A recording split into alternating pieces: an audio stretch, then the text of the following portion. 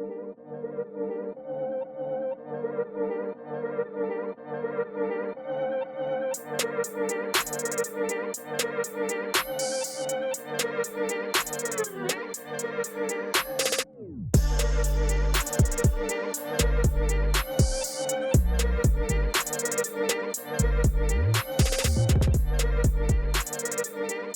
the early 1860s, France invaded Mexico, overthrew its government, and installed an Austrian prince, Maximilian von Habsburg, as the country's new, quote-unquote, emperor.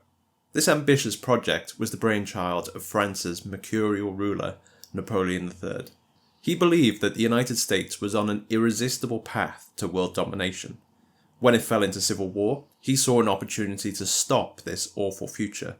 If the Union did somehow succeed against the Confederacy, it would be checked by a strong French-backed monarchy on its southern border. Unfortunately, as Edward Shawcross, today's guest, explains, in his brilliant book The Last Emperor of Mexico, the whole thing was a disaster. Almost as soon as he arrived in the country, Maximilian's empire started falling apart. Edward and I discuss whether this was inevitable or if Maximilian could have rescued it. We also talk about the mastermind behind it, Napoleon III, who Edward is writing about now. Was he the absurd figure that is popularly remembered, or was he an astute politician who paved the way for autocratic populists today? I hope you enjoy our talk.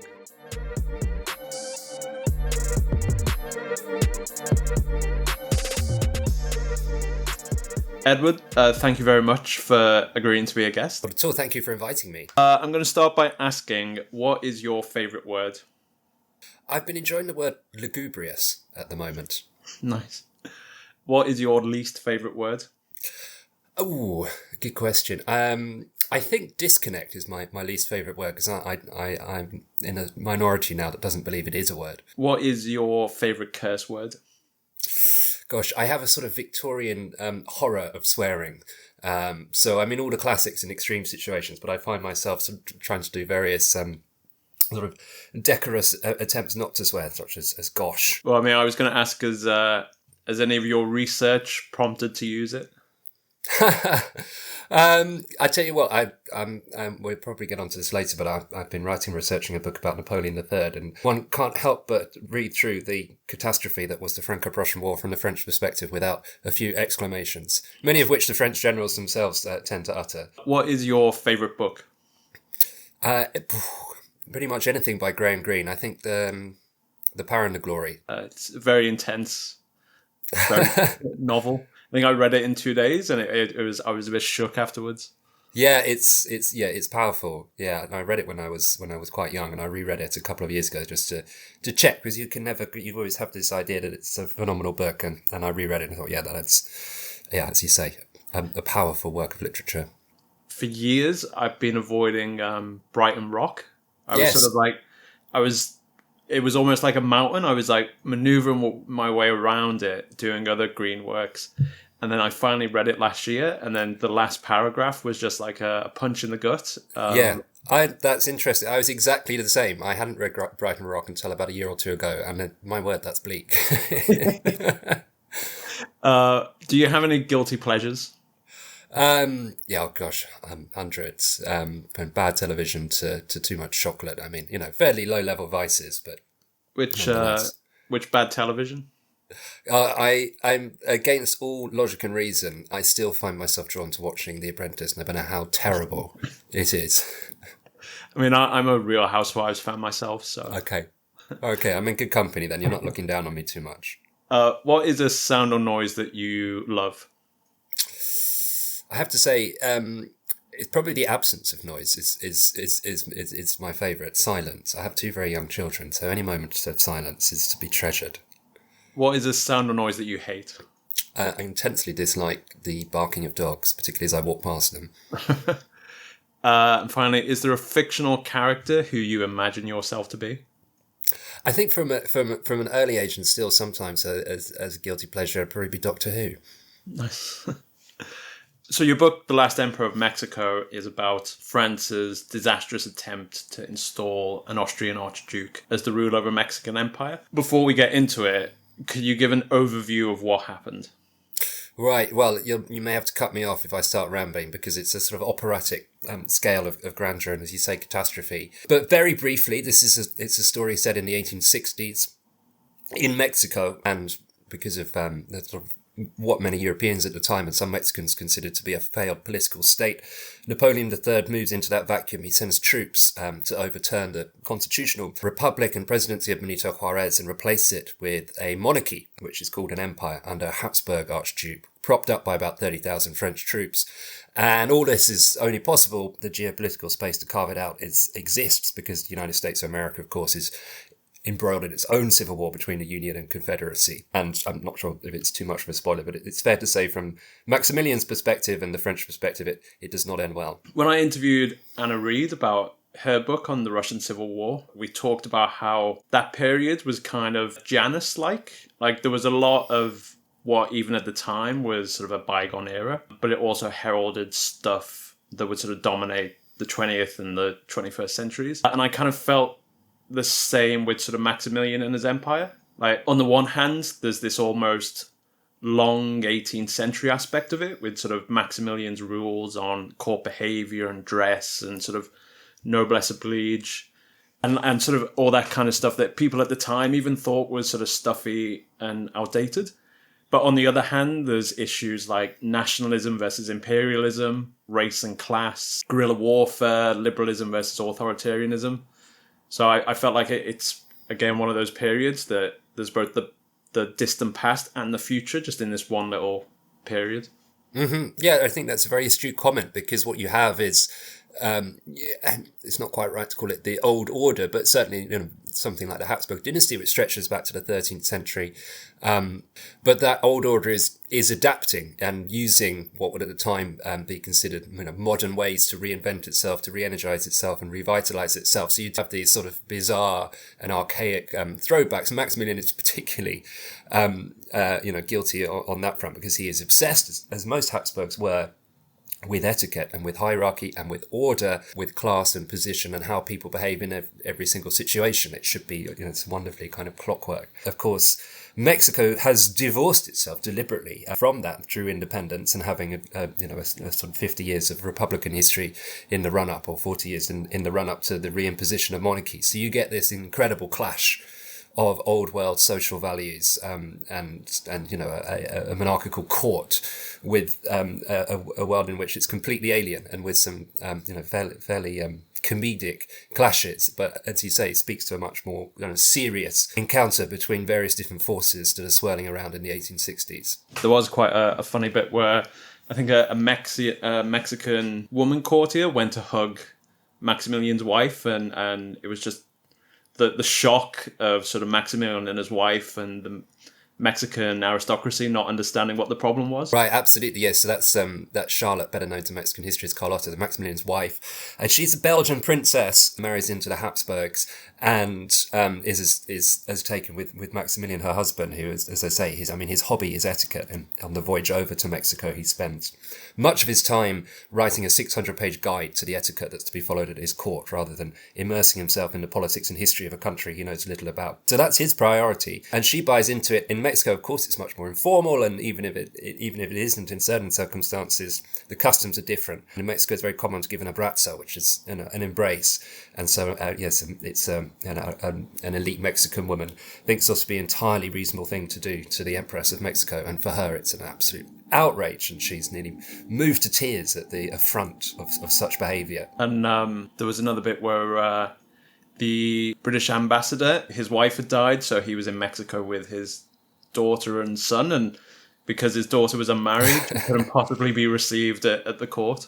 Yes, oh yes, and again it speaks to Maximilian, so I'm sure we'll get into his character. But there is an incredible naiveness about him, and which does in this instance come across as stupid. I mean, this is when the empire is falling apart. He's desperate for what support he can get, but he's so furious that the British ambassador has invited his daughter to a court function, a court musical performance, that he's ready to break off diplomatic relations and all but threaten Britain with war over this kind of affront. So it's something he takes very seriously, and right at the end where he's under siege and his empire has dwindled to essentially the courtyard of this convent where his military headquarters are, and he's pacing backwards and forwards as shells are raining in around him and crashing into the masonry, and he's dictating notes for emergency court etiquette to be observed under siege conditions. I mean, that kind of speaks to reading the book. I was often aghast at how bad a politician Maximilian was, and like sort of his main constituencies in Mexico were conservatives and the clergy, and then almost immediately upsets them by making sort of bold moves towards the liberals. He was installed by the French military and then almost immediately starts undermining the French commander. So each time of each decision, I did sort of put my head in my hands and be like, oh no. Yeah, I mean, there are numerous moments like that where you think, what on earth is this man doing? I mean, in his defense, he's doing something that is, to a modern audience at least, would be fairly sympathetic with. His problem is that his allies in Mexico, so to give the context, there's a civil war between helpfully named political parties, liberals and conservatives. Liberals want to modernize the Mexican state along secular liberal lines and break up the ownership of church property, but also indigenous communities who have communal land ownership. Whereas the conservatives believe that the Mexican nation should be founded on the Catholic Church, and that the church should have centrality of power, and indigenous communities can continue to have communal ownership. The liberals win, Benito Juarez wins the civil war, and the Mexican conservatives, many of them already in Paris, some of them flee after the war, and they beg for European support, and they spin this narrative that with a small European force, the Mexican people, who are a silent majority, oppressed by a radical minority, will rise up and proclaim, the one true king, emperor, and that in the end turns out to be Maximilian. So his constituency in Mexico is deeply conservative, traditional Catholics. That's not Maximilian, because as we said earlier, he has grown up in the Habsburg court, and though he is obsessed with etiquette, he's the younger brother of Franz Joseph, who's the famous emperor of Austria, who rules right up until 1916. But Maximilian, he's much more gregarious, much more outgoing, much more liberal, and he's very critical of his brother, who he thinks, with his reactionary, autocratic style of leadership, is going to run the Habsburg monarchy into the ground. And he himself, Maximilian, he's a centrist, I suppose we would say today, not a word they would use at the time, but a moderate liberal. He believes that there should be a separation of church and state and so on and so forth. And ideas which in Europe have become fairly accepted. Of course, not. There's still a huge, conservative Catholic constituency there as well. But in Mexico, there isn't really that middle ground, which he immediately tries to inhabit, which alienates his conservative supporters. You said he's a terrible politician, and he is in so many ways. He's a charismatic politician, though, too, and he is able to, when he has face-to-face meetings with Mexican liberals, he's able to win over a surprisingly large number of the Mexican elite to his cause, men who have fought with Benito Juarez against conservatives. So he has some success, but whether it was the correct strategy to go down this liberal route and essentially alienate the people who had called him there in the first place is a good question. I mean, I did try and ask myself reading the book, sort of like with the liberals seized church property and land, distributed it, and conservatives wanted to reclaim that and give it back to the church, and the Catholic Church wanted that to happen. I did sort of sympathize of what is the best political answer in that situation where both sides are completely irreconcilable on that. And, I was trying to think, could I have done any better than Maximilian in trying to maneuver between these two big systemic challenges? The other thing to flag is that he's in an impossibly difficult situation. I see he's thrown into Mexico. He doesn't get there till 1864. He's been told that the country has been pacified by, which is the French euphemism for sort of brutal counterinsurgency tactics. And of course it hasn't. Benito Juarez has not been defeated. And as you say, he's also antagonistic with the French army because although he's an emperor and he's got an incredible sense of self-worth and importance, as a Habsburg, he doesn't command his own military forces. It's the French army is always commanded by French officers, and there's the French commander-in-chief decides on military strategy. So he's chafing at that. And there's plenty of critics, right? So, of course, the liberals say, well, he should never have come in the first place. And Benito Juarez is the constitutional president. So it's a disastrous decision. The conservatives say the reason why it ends so badly for Maximilian is because he never governed according to conservative, strictures and returning, as you say, the church property and various other, pro-Catholic, pro-conservative policies. So he does have that option. I think you do see that though, because by the time the French, because it's become increasingly clear that it's going to cost a huge amount in men and money. If they want to prop up Maximilian after 2 years, it's not going well. They withdraw their forces. When they withdraw their forces and they begin to stop subsidising the regime financially, Maximilian does throw himself into the arms of the conservatives. And by that point, he doesn't really have the power to enact their policies, but had he done, he would have done. And the conservatives, they promise him, tens of millions of dollars and tens of thousands of men to roll back the advance of Benito Juarez's forces.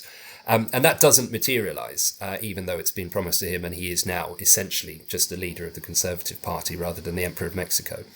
So whether that would have made a difference is a difficult one. I think that there's so many reasons why it doesn't work.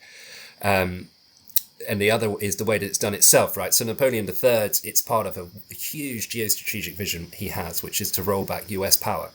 From a European perspective, the rise of the United States is incredibly alarming, and there's wonderful quotes about how the United States of America will one day be capable of enslaving the universe and dictating terms to Europe. I mean, imagine a world where that could happen. So his geostrategic rationale actually is borne out by events in the 20th century, Napoleon III. And he sees Mexico as a bulwark against US expansion, because he's seeing US expansion as a continuation of what's happened since the US is founded. As the original 13 colonies become states, they move westwards. There's the US-Mexican War, where they take half of Mexico's territory. Most people in Mexico and Europe think that's going to continue, annexation of North America, Central America, even South America will one day be under US control. So this is why he's sending troops to Mexico, in part, is to prevent that from happening, as a dam, as a barrier is the word that they use, to further US encroachment.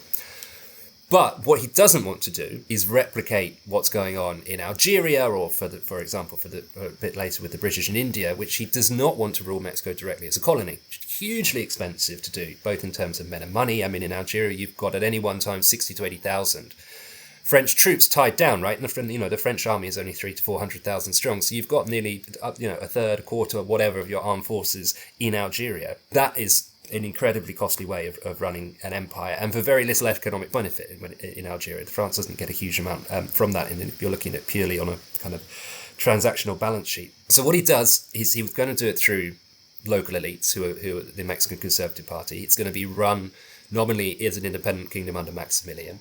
And rather than France paying for it directly, enormous loans are raised on the money markets of Paris and London, which people subscribe to. And that's given to the Mexican government essentially to pay back the debt that is owed to France. So Napoleon III's model of imperialism, it's sort of a leverage buyout where Mexico pays for the humiliation of its own occupation, but it bankrupts Mexico, which is already bankrupt. So you've got the model of imperialism is interesting, but in this case disastrous for what Napoleon III is trying to carry out. So that also further shackles Maximilian. But the final thing to bear in mind is that I think the only way the empire can consolidate is if everything goes according to plan. And it doesn't. So the French invade in 1862, and they think, because they've been told by the Mexican allies, that they'll be welcomed as liberators and the people will rise up. They don't. Rather unsurprisingly, the Mexican people rally behind the flag of the constitutional government, and they defeat the French army outside the walls of Puebla, the second city of Mexico, as it's marching towards the capital. This is on the 5th of May, 1862, and it's gone down in history as Cinco de Mayo.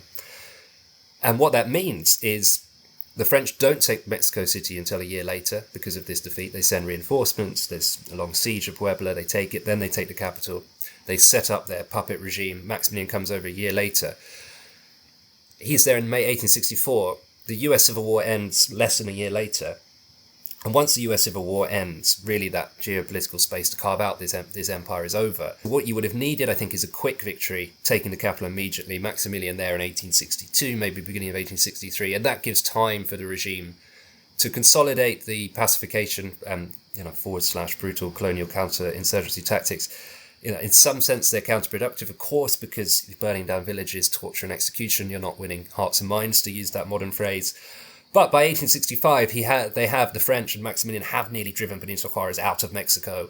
There's not much resistance except for guerrilla warfare in the various, far-flung states of Mexico. So, in another 5 years at that low-level endemic warfare, perhaps the regime does consolidate. But what happens is, because of the financial situation, because of US pressure, Benito Juarez is able to regroup, resupply, and eventually begins to push back the French and the imperialistas. That touches on, again, what I was always struggling with reading the book was what was mistakes down to Maximilian and what were things that systemic challenges that he just couldn't do anything about. So, as you alluded to, time. All of this needed to be quick if it was to be successful. Macbeth-like. But it was just dragged out. Over years, and the US Civil War ended. I then look at things like the Treaty of Miramar and how punitive it was from the French to their own detriment, sort of in the long run. And I did sort of wonder, in that moment, Maximilian probably had his most leverage over Napoleon III. It kind of reminded me of that line about, if you owe your bank £1,000, you have a problem, but if you owe them $1 million, they have a problem. I kind of felt like Napoleon had poured so much money and troops into the project that before Maximilian left was probably when he was at his most strongest. And then just the full extent to which he gave that away with the Treaty of Miramar. So I was constantly like, what's Maximilian's fault and what's things he can't escape? Yeah, you're absolutely right. I think that's a smart point. So the Treaty of Miramar, it signed at Maximilian's wonderful kind of neo-Gothic medieval castle that he had built for himself in the 1850s, which is near Trieste today. And this is 3 years after the initial plan has been presented to Napoleon III and then Maximilian. As you say, it's dragged on, and Napoleon III is of course desperate to get Maximilian there. Maximilian at the last moment pulls out of the project and says that he's not going to go because his brother Franz Joseph says that if he goes and accepts the crown of Mexico, then he has to renounce all rights to succession in Austria, which for Maximilian, as someone whose Habsburg identity is absolutely central to his existence, he finds impossible to do. And of course, Napoleon applies huge amounts of pressure because the regime change has happened. The French troops are there. And at this last moment for Maximilian the Emperor not to go to Mexico would be a political humiliation and failure that would be unthinkable. And so you're right. At that point, he does have a lot of leverage, but he doesn't use it. He doesn't see it in those terms. He's dealing in terms of honour and engagements that he's made with Napoleon III. And if you know anything about Napoleon III, you shouldn't be worrying too much about honour, but Maximilian is. And again, it's his naivety. He trusts Napoleon III and he believes Napoleon III. And so when Napoleon III is desperate to get him there, separate to the treaty, he writes him a letter saying that whatever happens, my support will never fail you. It's a sort of blank check, as it were. So we've got this treaty. And the stipulations of financial payments you have to make, essentially they have to pay the salary of every single French soldier in Mexico for the duration of the occupation. Right? This is a huge amount of money. But Maximilian's got a private letter, which is worth nothing, obviously, from the French emperor, saying that his support will never fail him. Maximilian takes that at face value and signs the treaty. And that comes, to a very obvious denouement, which is when, it's only a year and a half after he gets there, he can no longer make the payments because the treasury is not bringing in enough money to make these incredibly onerous payments for the French army. He writes to Napoleon III and essentially says, well, I can't make the payment this month, but as we're such good friends, you just put that into the credit bank, and once everything's up and running, it'll be fine. And Napoleon III gives him over. That's it. That's the reason Napoleon III gives for withdrawing the troops, is absolutely not. There is no credit. It's over.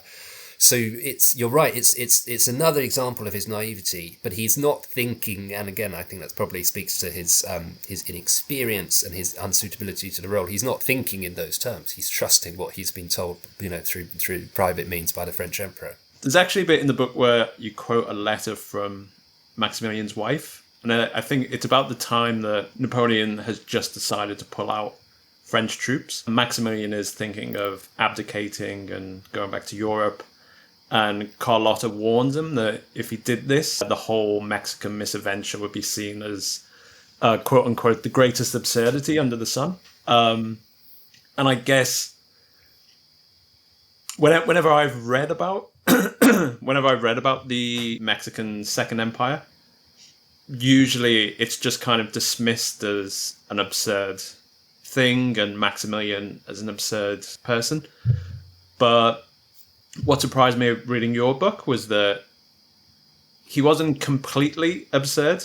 Like, he was quite a competent naval administrator. He was quite an effective governor in Italy. So another thing I was struggling in the book was what happened. Sort of, was he simply too out of his depth in that situation? Yes, so that's when he decides to abdicate, when he hears that the French soldiers are to be withdrawn in a phased withdrawal, which is a term familiar nowadays, of course. His wife is furious. She writes a 10-page memorandum calling him idiot and a coward, and saying that as long as there's 6 feet, there'll be an emperor, essentially saying you die. You die with the crown on your head and you don't flee back to Europe, which is what Maximilian wants to do. As to that question of whether I think it is just that he's out of his depth. It's because there's so much absurdity and buffoonery from Maximilian. He's obsessed with natural science. He goes butterfly hunting at key moments during ministerial meetings where they're deciding whether he should abdicate or not. He's out butterfly hunting. And there's this obsession with etiquette. It's very easy to paint him as an incompetent idiot, which is unfair. He's not incompetent. As I say, personally, he's charismatic. He is liberal. He's also it's very lenient as a monarch will go. And many of his critics said he should have been much less lenient. And as you say, he's as an administrator, he's competent. In Italy, he's given the province of Lombardy, Venetia, which is something of a poison chalice because that's in northern Italy, where the rising Italian nationalism has a hatred of Austrian rule. He manages it very well. In fact, Cavour, the great Piedmontese prime minister, who's in the vanguard of Italian unification, was very worried about having Maximilian in Lombardy, Venetia, because he saw how he was managing far more effectively the challenge of Italian nationalism there than Franz Joseph, who just wants to crack down on it, which of course is exactly what Cavour wants, because that will lead to revolution, unrest, protests, etc. And the Austrian navy, again, we don't think of Austria as a great naval power, and of course it isn't, but it's with that, after the Vienna settlement in 1815, end of Napoleonic Wars, Austria's given Lombardy, Venetia, and inherits sort of a dilapidated Venetian fleet. Maximilian modernizes it and turns it into an effective, fighting navy, and it's actually during the disastrous Austro-Prussian War, 1866. The sort of one bright spot is that the Austrian navy defeats the Italian navy. And of course, that's all of the modernization, reforms and training that Maximilian has brought in. He was absolutely hero worshipped by sort of close Austrian officers and aristocrats from that time, and also in Mexico, with a real devotion, seeing him as an incredibly impressive figure. So, history is, of course, it's been unkind to him, and he does, as you say, there are many moments where he doesn't help himself. But the image of a sort of, bumbling, naive buffoon is not the image that many of the people who knew him and served with him or served under him, both in Europe and in Mexico, have of him. But he is in a near impossible situation. By the time he gets there, the kingdom is on the point of bankruptcy. There's a civil war. He doesn't command his own military forces. He's dependent upon French support. And that French support is then withdrawn. So it's very hard to see what he personally could have done. And again, thinking about counterfactuals and mistakes, he makes a lot of mistakes, but I don't think there's something that he could have done differently that would have had a different outcome, short of abdicating, obviously, which would have saved his own life. It's not down to him that the regime doesn't consolidate. It's other factors. I mean, it reminded me of I think the phrase is, I think it's the fallacy of triviality, where corporations on the verge of bankruptcy will set up a committee to discuss repainting of the headquarters rather than deal with the bankruptcy. And they'll spend more time on that than the immediate danger. And so I did wonder if that was the same with Maximilian, getting caught up in these things because it was much easier to deal with than the immediate collapse of his entire empire. I think so, and again, there are lots of it's incredibly funny. He's obsessed with interior decor as well. That's one of his and landscape gardening. So these are sort of his pursuits alongside butterfly hunting. But he also suffers from what today we would term mental health problems. There's periods of depression where he's incapacitated for days.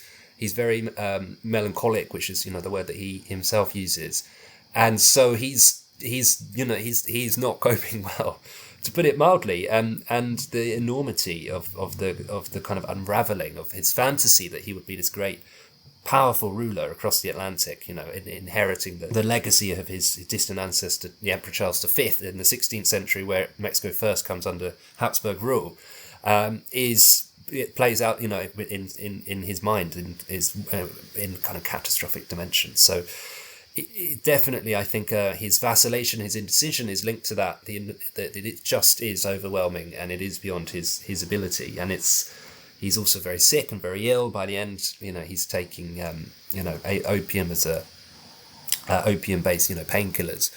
I suppose is what we'd call them now, which is liable to cloud one's judgment. So it's an impossible situation, and in some senses, it's remarkable that he got as far as he did. I found the book to be quite moving.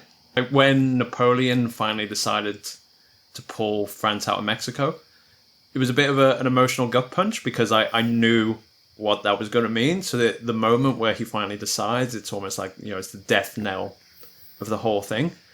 And then there was sort of, writing about Carlotta's mental breakdown in Rome. And then finally the execution of Maximilian. I'm curious what it was like writing those bits. Well, it is emotional because you're reading, the letters and the diaries of the people involved, and you're getting their own thoughts on it. And as you say, you can, in moments like that where you get this incredible sense of foreboding of what's to come.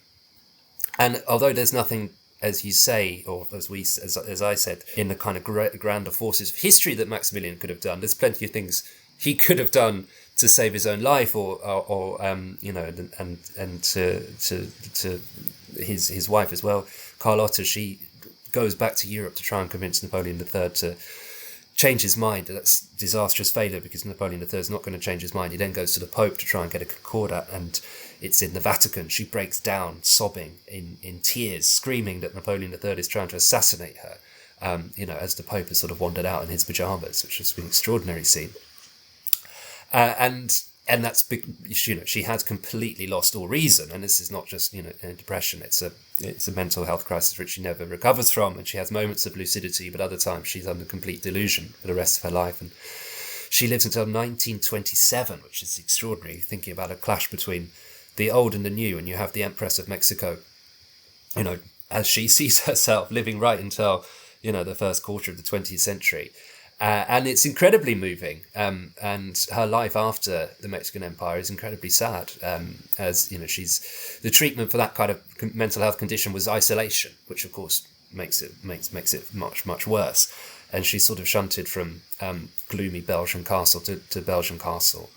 There is talking of the sort of modern intruding on the old. There is an absolutely fantastic vignette in her life during the First World War when she's in Belgium, and her castle. It flies the Habsburg colours, and so there's sort of a young German officer as they're storming through Belgium in 1914 or whenever it is, knocks on the door and says, how dare this person fly the colours of our illustrious ally? And the butler just says she is the Empress of Mexico, and slams the grill shut. And so he then actually put up a helpful notice saying that this is where Charlotte, the Empress of Mexico, lived. Do not disturb. But it's just incredible collision of these worlds. And whatever you say about Maximilian, he meets his execution with incredible bravery and honour, I suppose, is the word that he would have used, and he was obsessed with that. And he does find that in his death. But then again, from a modern perspective, absolutely, I would consider myself to be very much towards the cowardice spectrum of bravery. It's nonetheless seems incredibly impressive that he's able to face it with such resignation and calm. So, as we've mentioned, the architect of the whole scheme was Napoleon III, who you're writing about now. I feel like similar to Maximilian, a lot of historians sort of dismiss him as a bit of an absurd figure, even though he ruled France for actually a very long time, and his policies continue to influence the country today. So I'm curious what made you want to write about him? Yeah, well, he's an absolutely fascinating figure, and as you say, is incredibly important in the history of France. So if you take, he becomes president of France, the first ever democratically elected president, universal male suffrage, I should add, in French history. He wins by an absolute landslide, incredibly popular. The constitution prohibits him from standing as president again, so he does what any self-respecting Bonaparte would do and launches a coup d'etat and declares himself president for 10 years and then emperor a year later. And he does that through plebiscites, referendums, essentially. And again, it's an overwhelming majority, 75-80% of French people who can vote for him. And he's in power until 1870. So you've got he rules France for 22 years, almost, just under, which is longer than anyone else, right? If you think of his uncle, of course, if you take it from 1799 to 1815, or the restored Bourbon monarchy, and then the July monarchy, which comes after that, the Second Republic, it's very hard ruling France, as all of those people discovered. He's incredibly good at it, and he's an extraordinary, skillful politician. He's able to harness the, a sort of a conservative base, but in a popular way, and in so doing shore up his regime. And he does what none of those other regimes are able to do, which is to revitalize it. So by the end, opposition is growing, and he creates something which is called the liberal empire. So it's a sort of semi-constitutional monarchy that he creates, which is much more liberal than it was in 1852 when he comes to power as emperor. And again, that's put to a plebiscite, and again, it's overwhelmingly in favor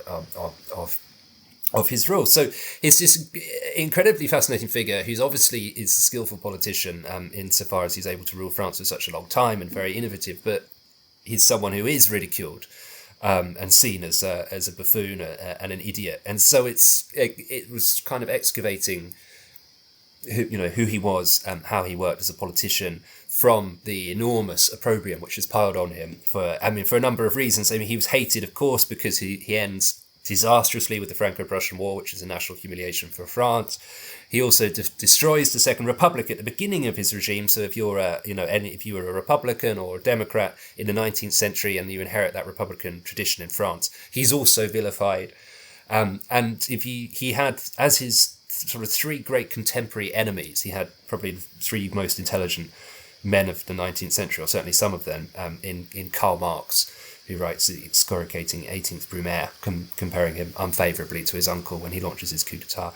Victor Hugo, the great novelist, had a absolute visceral and passionate hatred of him and spent most of his literary career post-1851 just writing endless diatribes against Napoleon III, famously Napoleon le Petit, Napoleon the Small. And then from the centre right, or the right, you've got Alexis de Tocqueville as well, who was incredibly contemptuous of Napoleon III, as was most of the French elite, in fact, right or left. So he has, although academics have reappraised his rule, I think in most people's minds, if they're even aware of him at all, and many people aren't, which is I always find quite extraordinary for someone who was in power for so long, he is seen as this sort of bumbling buffoon with a waxed moustache, who's incapable of governing, but somehow is ruled France. So just drawn into that kind of fascinating dichotomy between the historiography and the popular perception and the reality of his rule. I mean, I often wonder if his biggest problem was being too clever by half.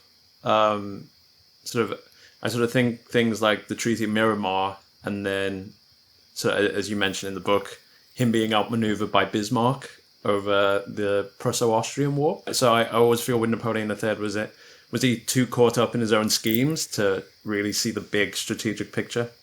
I think there's an element of that. I mean, he's a conspiracist. I mean, he loves to conspire, and I think I sort of imagine him at a dinner party, rather than asking for the salt and pepper, he would concoct an incredibly convoluted Machiavellian plan to get someone to pass it to him. But if he'd just asked for it, he would have got it a lot quicker and a lot easier. He loves back channels. He loves private diplomacy.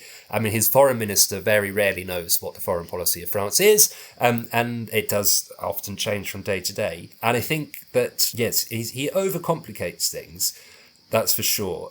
And where you can absolutely paint him as a very successful domestic politician. I mean, in terms of foreign policy, it's disastrous. He's got kind of grand visionary ideas. Some of them incredibly, for want of a better word, progressive. Who believes that states should hold congresses rather than go to war to resolve disputes. He believes in the principle of what he calls principle of nationalities, so broadly constitutional democratic governments arranged around nation states, which for the time is, of course, a fairly contested idea, to say the least. But he also absolutely believes in the greatness of France, in the sort of divine right, although he wouldn't put it in those terms, of the Bonapartes to rule in France. He's got lots of very contradictory ideas, and he thinks he is a great strategist, he isn't.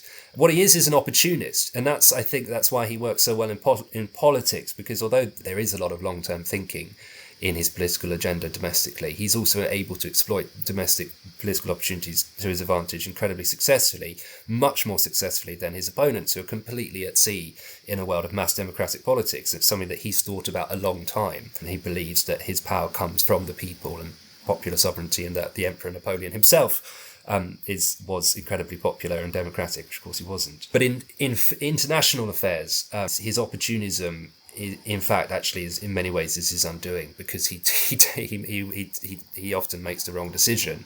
I mean, there's a great example, which is when the Franco-Prussian War, which is a complete disaster, diplomatically and militarily. But the great hope that Napoleon III has is that there will be a kind of coalition of anti-Prussian powers, right? Because, of course, Austria has been humiliated, is keen for vengeance.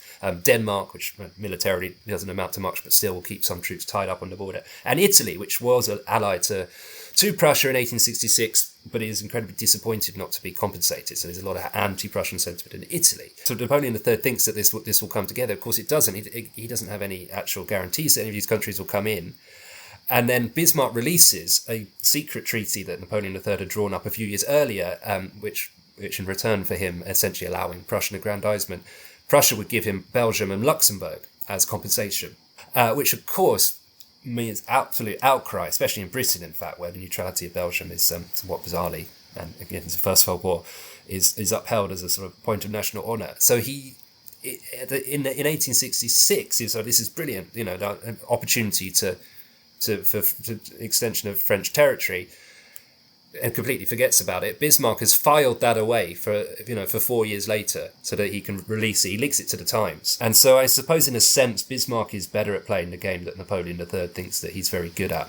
And his foreign policy blunders are innumerable. We could spend the rest of the day talking about them. No, you've touched on this already, but something that struck me, which I never thought about before in The Last Emperor of Mexico, is your point about how Napoleon uses democratic processes to legitimize authoritarian rule. And I never sort of thought of Napoleon III as the intellectual godfather of autocratic populists today.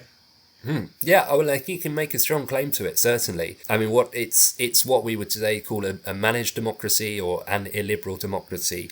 But democracy is the principle upon it's based in the sense of democracy being the popular vote, and Napoleon III sees himself as the expression of the popular will, which he has some claim to be when he's elected president by a landslide in 1848. He uses the plebiscites as justification for them. And you're absolutely right. What he's doing is there's an aphorism which is often attributed to him, which he may not have said, but he said, and it goes that he says, "Do not fear the people. They are more conservative than you." His great insight is that most politicians, be they conservative or liberal-minded, want to have the franchise restricted because they think if people are given the chance to vote, they will vote for a left-wing Democrat government. And that's why you restrict the franchise, right? That's why the franchise in Britain is restricted. And then in most places where there is democracy, even in the United States of America at this time in the 19th century, there are restrictions on who can vote based upon wealth. And of course, in the United States of America on race as well. Napoleon III believes that if you give the people the chance to vote, they will in fact vote for him. And he wouldn't see it as conservative. He would see it as a middle way, a third way between, as he always says, on the one hand between revolution and on the other reaction. And Bonapartism is how you kind of square the circle of the revolution. His political theory, insofar as he has one, is largely a commentary on his uncle's career, Napoleon I. And if you read it, and I think British readers especially would be surprised to find that Napoleon was not a dictator or an autocrat, but was actually an enlightened liberal who was moving France towards democracy. The circumstances just never allowed it to happen. Of course, you can make a case for that, and there are things like the Code Napoleon, or Napoleon himself has plebiscites, but they're neither free nor fair. And so he's taking this, this kind of force of democracy and nationalism as well, and merging it together into an autocratic regime and using it as the base and the rationale for his regime. So yeah, the godfather of populism is probably quite a good a good phrase. A bit I loved in the book was when Napoleon and his wife are dining with a reactionary Mexican aristocrat. And he sort of says that what Mexico needs is a dictatorship like France's. And Napoleon and his wife are just grossly offended because they don't consider themselves to be dictators. Yeah, absolutely. Yeah, that's it. They don't see themselves as dictators. So it's an incredibly gauche thing to say at a dinner party with the Emperor of the French. He's absolutely convinced that he is the embodiment of the national will of the French people, and not without some reason. And he's, as what's impressive about the political system that he constructs is that he is able to revitalize it after 18 years as emperor, nearly 22 years in power in 1870. There's rising Republican opposition in the 1869 elections to the Corps Legislatif, the French Parliament. More opposition candidates than government candidates win. So there's this sort of sense that you can only rule France for about 15, 20 years before you get a revolution. And that's what, that's what happened to the July monarchy before under Louis Philippe and the Bourbon Restoration, as they're both toppled by revolutions. What he does is he embarks on a series of reforms, brings in liberal ministers, and it creates a liberal empire, puts that again to a plebiscite, and there's all this excitement amongst Republicans, people like Jules Favre and Leon Gambetta, people who become famous under the Third Republic and are making their name under the French Second Empire. And they're convinced that the regime is about to topple. And when the result comes in for the plebiscite, it's nearly 75-80% of French people have backed these reforms. They've backed this empire. They say, well, that's it. The empire's got another 20 years at least. The republic will not happen in our lifetime. There's an incredible sense of despondency on the opponents of the regime, because they realise that this edifice is strong, it's well-founded, and it's going to continue. And what completely knocks it over is not domestic politics, but, as we were talking about, his tendency for a foreign policy blunder, of which the Franco-Prussian War is a spectacular example. I mean, I guess this is,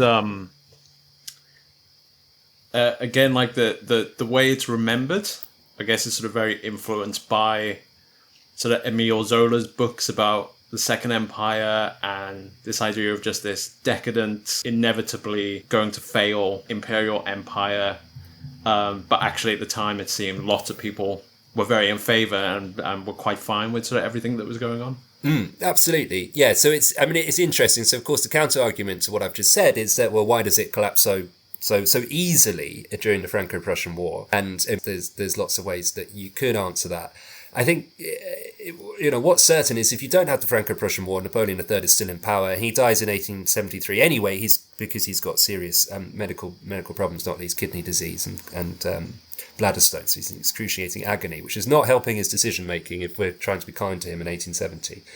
And whether his son comes to power or not, that's probably a counterfactual too far, but he certainly dies in power without the Franco-Prussian War. I think it is, a lot of it is back projection, because his ascent to power it's akin to the Brexit vote for the French elite. It's seen as an outpouring of irrational stupidity on the part of people who don't know better. They voted for the name. They don't know what their interests are. And he has that at the inception of his regime. Then, of course, there's the Republican hatred because of the coup d'etat and the street fighting in Paris, which is a sort of a bloodstain, which is for many is just unforgivable. And when I say many, this is many in the Republican political elite and people who support the Republic, which is not a huge number in France at that time. And so that combined with the absolute, it's just humiliation that is the Franco-Prussian War, has left this legacy of a buffoon and a bumbling idiot. But it's important to remember that he goes to war against Prussia by and large because he's responding to public opinion, at least public opinion in Paris, which is incredibly bellicose. There are people out on the street singing the Marseillaise, which is banned under the Second Empire, but because of, if you can't allow the Marseillaise to be sung for anti-Prussian reasons, when can you allow it to be sung? There are students, there are workers, there are bourgeoisie out in the streets with tricolores demanding that the French army go to Berlin. And it's not just the French, but it's most of Europe, bar the Prussians, who think that the French army is the best in the world. So if you look at any of the analysis in the Times or wherever about the impending conflict, they think, well, when it comes to a fight, it will be close, but the French will probably win. They'll be in Berlin in a few months. That's what Napoleon III is being told by his Minister of War. It's what his generals are saying. In fact, Napoleon III is probably one of the most cautious people in terms of going to war. He says, when it is declared, he said it will be long and it will be difficult. And everyone is sort of saying, well, this is not the rhetoric we want to hear. And also, we don't think it will be. We think it will be short and sharp. We'll invade Germany and Prussia will surrender. So it's really clear to us, because the outcome is so one-sided, that it's a disaster. No one at the time thought that it would be pan out in the way that it did. And then there's extraordinary blunders on the part of French generals, on the part of Napoleon III, that lead that way. So it's quite a frustrating war, the Franco-Prussian War, because the French army never really fights. It's the leadership is so chaotic that whereas in 1866 Austria is just destroyed at Königgrätz. The army that Napoleon III disastrously is part of, that is defeated at Sedan in the famous battle where he's captured and he meets Bismarck and he's carted off to Germany. That is a sort of reserve army with marine forces that have been drafted in, a sort of emergency army, which is going to relief of the actual French army, which is holed up in the fortress of Metz. And that's the army that, when it has fought the Prussians, has done pretty well. In terms of how it's held up and fought them, it's been disastrously led, and then its leader, which is in fact Marshal Bazaine, who is the commander-in-chief in Mexico, who is over-promoted to a position which he is just completely unable to deal with, and talking about dealing with trivial stuff, where he should be deciding grand strategy for the French army to defend the country. He's playing dominoes, or he's doing reports, he's doing paperwork. On the day of one of the battles, when he's meant to be leading it, he's writing out a list of everyone who's been killed so that he can send it off. He's getting ahead of paperwork in the middle of the battle, right? So that is the ultimate example of that kind of behaviour. So it's a very long, rambling answer, but I'm trying to say that it seems like a massive blunder, and it was. But at the time, and this is always the problem with history, we're looking at it from the wrong direction, right? To the people involved in it, and even the people outside of it, France going to war with Prussia didn't seem like a one-sided contest at all. Curious if your historical sweet spot is imperial pretenders with sad ends. Yeah, it does seem to be, doesn't it? I don't know how that happened. It has become imperial pretenders with sad ends. Yeah, they both have very tragic ends. I don't know how it happened. It's one that, I will have to at some point do a history of myself to see where it ended in these imperial cul-de-sacs. My sort of research interest when I did postgrad and PhD was actually in imperialism, as we understand it, right? Sort of control of overseas territories, rather than imperialism as it was understood, say, in the mid-19th century France, which referred to someone who supported the French Empire, the state, or the imperialistas, the supporters of Maximilian. I'm not sure. I must just have a penchant for the grandeur of hopeless, faintly absurd lost causes. I guess my final question is, when can we hope to see the Napoleon book? Gosh, well, it's a good question. It's become a sort of sprawling epic, much like the Second Empire itself. A draft is finished, but it's much editing. So hopefully sometime next year, but it's as yet to be decided. But watch out for it. Nothing if not entertaining, Napoleon III. Edward, thank you very much. Thank you. Thank you for having me. I've really enjoyed it.